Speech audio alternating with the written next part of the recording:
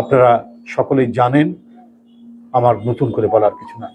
বহুদলীয় গণতন্ত্রের পথ চলা, বহু সংবাদপত্রের মুক্তভাবে তাদের মতামত প্রকাশ করার সময় হচ্ছে জিয়াউর রহমানের সময়।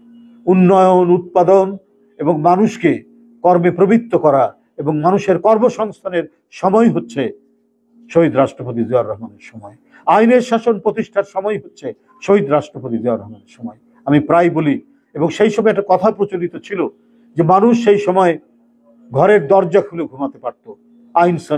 আইন শৃঙ্খলার পরিণতি এমন একটি উন্নততর অবস্থার মধ্যে চলে গিয়েছিল। বন্ধুরা, আজও যেমন ঠিক তখনও একই অবস্থা ছিল।